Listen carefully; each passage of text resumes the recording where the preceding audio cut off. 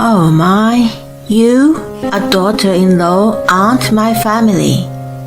My mother-in-law Susan declared in a restaurant on our vacation. I told you this is a family trip. Of course there's no seat for you here. Did you really think you were a part of this family? You have such a thick skin. Don't you consider yourself a part of us, you hag? You bring shame. You can't even be a servant. I was the one who organized this fall trip, while she was just blubbering about what she wanted. And I was below a servant? Whatever, I don't want to join you guys anyway. I stood up from my seat. I was very much looking forward to this trip, and never imagined it would turn out this way. But then my mother-in-law, who was supposed to enjoy the trip, ended up crying later on.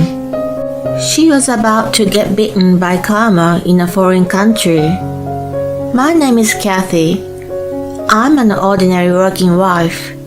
My husband Mike and I dated in university, and it's been 5 years since we got married right after our graduation. We've been together for about 9 years, including our university years. When you are with someone for that long, you start seeing the faults of the other. It wasn't like we were going through a rough patch, but we definitely lost passion for each other. At the beginning of our relationship, Mike always tried to be courteous. After marriage, he considered chores as women's jobs. He repeated shower, dinner, and sleep on weekdays after returning from work, and he lounged around, playing games all day on weekends. I had a job as well, so I wanted him to be more helpful. We often had arguments over the subject at the beginning of our marriage. After a while, I had given up. I'd even come to believe that it was less efficient to have poor help. I suppose all the couples were more or less like us. The world may have been doing its best to promote gender equality, but if you looked at it on a family level, I doubted that such a thing was going to permeate for decades to come. Anyway, Mike's laziness was only a minor problem. There was a much bigger issue. Susan, my mother-in-law. She didn't live with us, but often called and visited us at home. If she meant to spend quality time with us, it would have been appreciated, but not even once she tried. She came for only one reason: to ask me to do some bothersome tasks for her. For example, government-related procedures, arranging trips that I wasn't going, and an invitation to a thorough cleaning day at her house. I had to clean her AC, bathroom, kitchen, and so on. I wasn't there to help, but was made to do everything by myself. In addition to this, I signed up for her phone, an internet provider, and issued a credit card in my name. Other than that, I was used as her driver and as a nurse to her late mother when it was needed.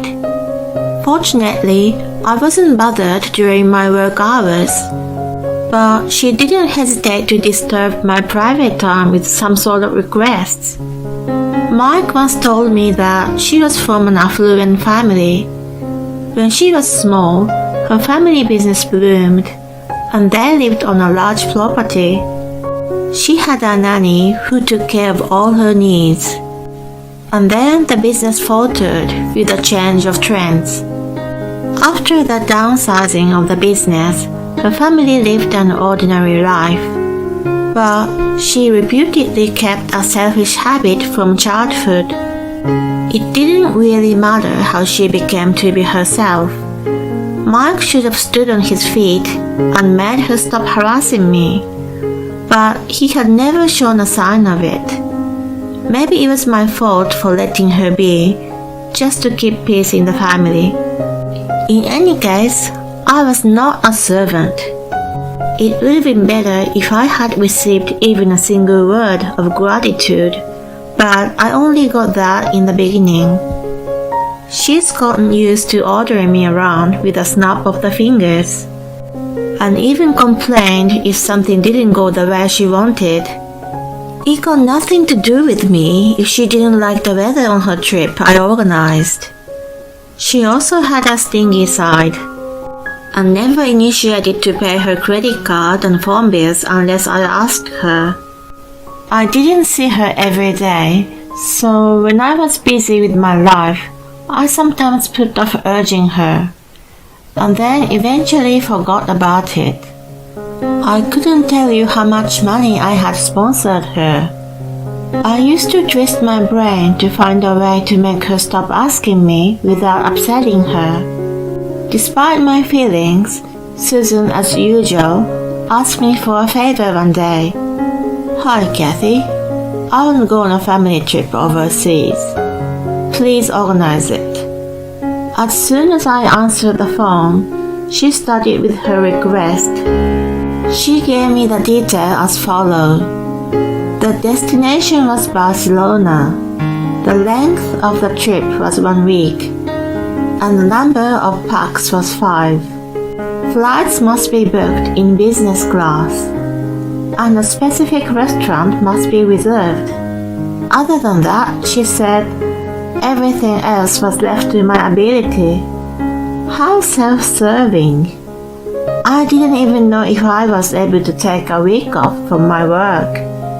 Even if I did, what about Mike? You know, it's a bit last minute. I don't know if Mike and I can get days off from work. To which she replied with totally unexpected comments. Why should you get approval for a family trip from your company? Mike's okay with it anyway. You should prioritize your family over your job in the first place. I pity your sensibility.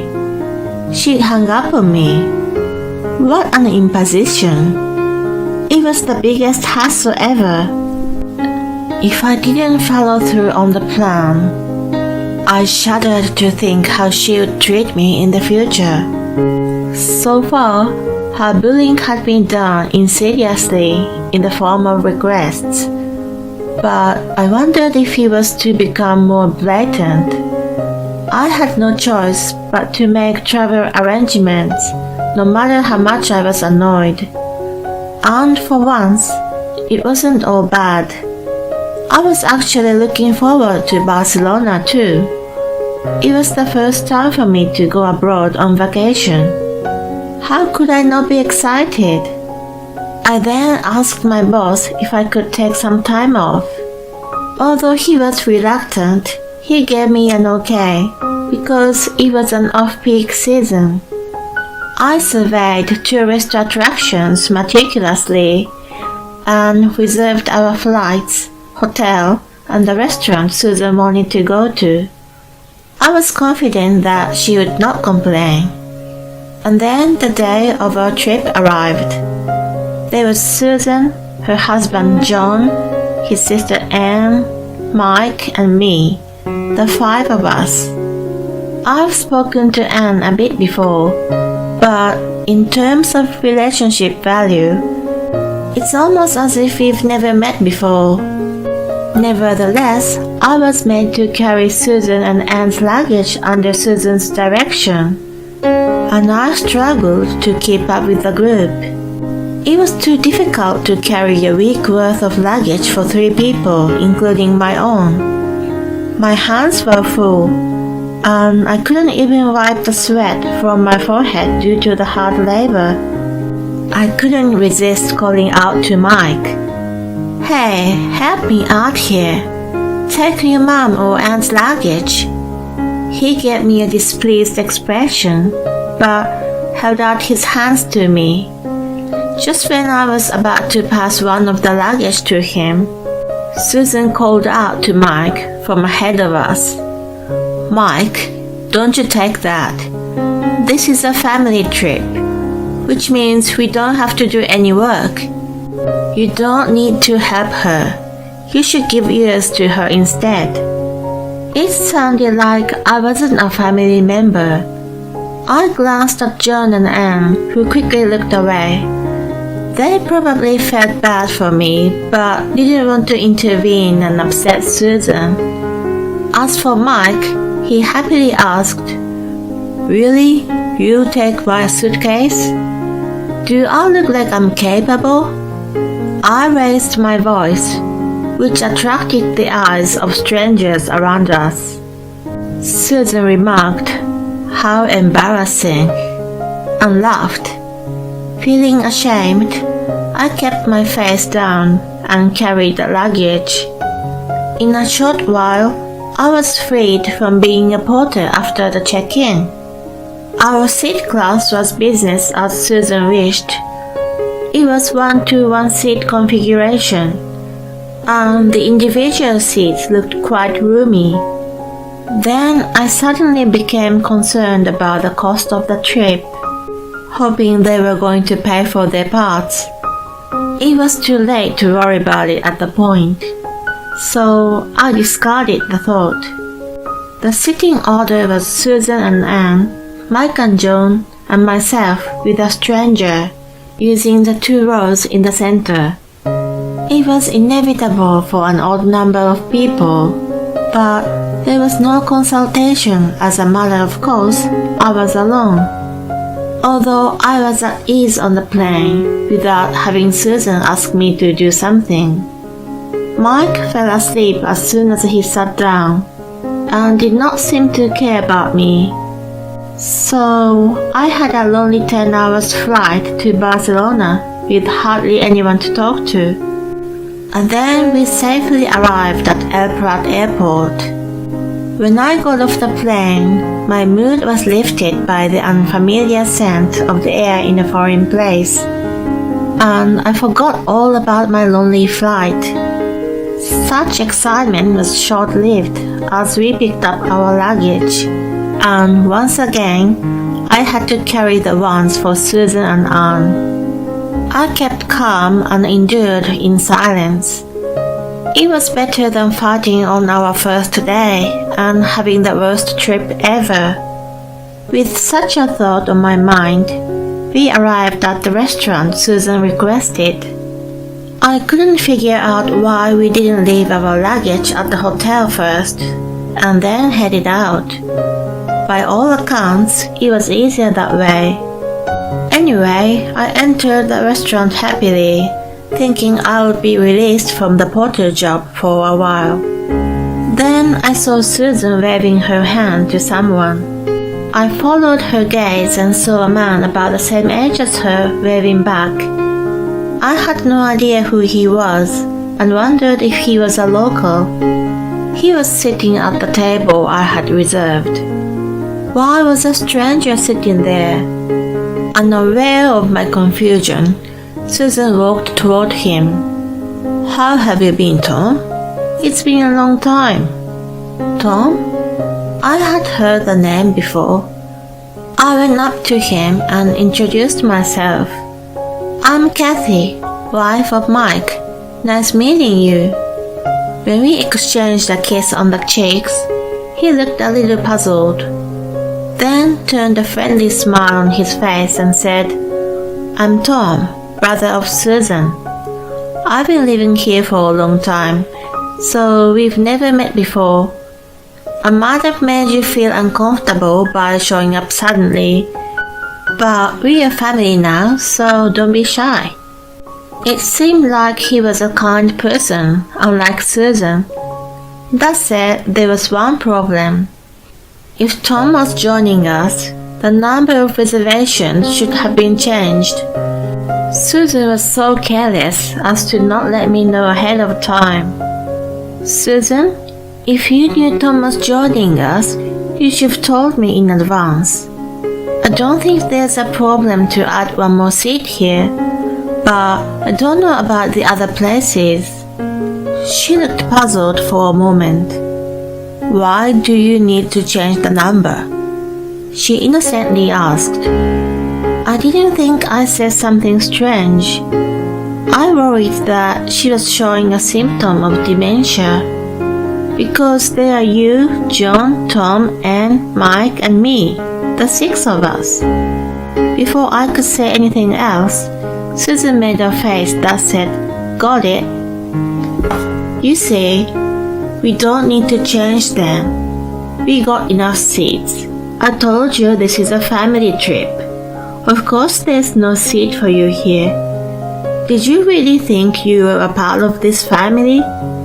You have such thick skin. Don't you consider yourself part of us, you hag? You bring us shame. You're just a guide. You can't even be a servant." What? Did she just say I wasn't her family? I had done everything she asked me to do. Even though this trip was arranged all by me, I was still seen as less than a servant. Moreover, Mike seemed to not care, even though his wife was degraded in public. Hey Mike, can you back me up? We are married, but are we not a family? He frowned as if to say he didn't want to be involved in this. Of course, you and I are our family, but the relationship between you and my mom isn't really so. And I'm told that you're just a guide on this trip. I thought you knew and came along. Are you joking me? He was stunned by an enraged shout, and then mumbled, "Don't get me involved." Other diners around us stared at me, just as the passengers in the airport did. But I wasn't ashamed this time. I was more hurt to be mistreated to this extent. Susan opened her mouth, not bothered that I was struggling to hold my tears back. "Now that you know, get to your duty. Your job is to find a taxi and take all our luggage to the hotel. And then come get us around the time we finish our meal. You can do whatever you like in between." She acted indifferently as usual and told me as if it were right and natural to do so. I was beyond outraged. I glared at Susan, who treated me like a slave, and Mike, John, and Anne, who couldn't think for themselves, and neither agreed nor denied it. "I'm leaving. I don't care about you guys. You have Tom, who lives here, so you can manage without me." I decided to walk away from them at this point. Then Susan yelled at my back, "Wait a minute. What about our luggage? At least take them to the hotel. Why do you think I let you come along?" I ignored her and grabbed a taxi to the airport. I booked a return flight on the way there. While I was waiting for my flight, I kept crying from the devastation and despair that Mike of people didn't see me as a family member. I might have made other passengers around me uneasy, but my heart was so torn to shreds that I couldn't care less. Then my phone started ringing. I wasn't in no mood to talk to anyone, so I didn't check who was calling. But the phone didn't stop ringing for a long time. When I finally picked up, it was Mike. I thought maybe he wanted to apologize. No, it couldn't have been. "Hey hon, can you come back ASAP?" Tom got upset with my mom and left, and we got kicked out of the restaurant. We don't know what to do now. Family is supposed to help each other, right? So please. Apparently, Tom was a decent man as I expected him to be. I asked him to elaborate. Tom didn't like Susan and Mike's attitude toward me. "I'm disgusted. I don't want to spend any more time with you people." He yelled at them and left the restaurant. In addition, the waiter kicked them out for being a nuisance and creating a scene. And they were at a loss for what to do next. Now, how did we ever get from the airport to the restaurant? That was because I interacted with locals in Spanish. I had never taken a vacation overseas, but I often had business trips to Spanish-speaking countries. Therefore, I learned conversational level through study and experience. When things went rough, they wanted me as a family member. My sorrow and despair evaporated in thin air. Karma caught up with them. I reluctantly decided to tell him the location of the hotel, in Spanish. The name of the hotel is ABC, located about 20 minutes from the restaurant by taxi. What? What are you saying? I don't understand. Speak English. I'm telling you nicely. It's your fault that you guys didn't do any prep work in the first place, you know. You guys said I wasn't a family member. So I don't care what happens to you. You're not my family anyway. While I was speaking, Mike hysterically screamed nonsense at me. Then Susan took over the phone. Kathy, Mike is trying hard, but why are you not helping him? A wife is supposed to be devoted to her husband. Come back. Fulfill your duty, you useless hag. She was out of her head. Even though we spoke the same language, the conversation was not going to happen. I knew it well, and it was time for my boarding, so I wasn't gonna waste any time on her. Get lost, I said in Spanish, and hung up on her. Then I immediately started the process to cut off her cell phone and credit card. A sequel to the story. Susan and company had wandered around in the city of Barcelona until they met a kind English speaker who helped them with scheduling the flight. But during that time, they were troubled by vicious rip-offs and pickpocketing. Because of that, the cash they had brought with them was almost gone. I was so glad I had cancelled Susan's credit card. I left my wedding ring and the contact detail of my divorce lawyer in the house I lived with Mike. I searched for a seasoned divorce lawyer as soon as I returned. I was determined to fight with Mike, but he easily agreed to the term. He not only lost a lot of money during the trip, but he had resigned from work. So he had no financial means to hire a lawyer for himself. When Susan approached him about the trip, "You can find a job once you're back. Even if you can't have Kathy, you can be a stay-at-home husband. A family trip is more important." He had been talked into it. Unbelievably moronic, right? Anyway, I quickly became a free woman thanks to this. Mike lost most of his assets due to alimony and property division, and he's now working like a horse. Susan heavily relied on me for various procedures, so she has no clue what to do with them now. She fell behind or failed to pay credit cards and taxes, and her life is starting to fall apart. They should sink to the bottom at once.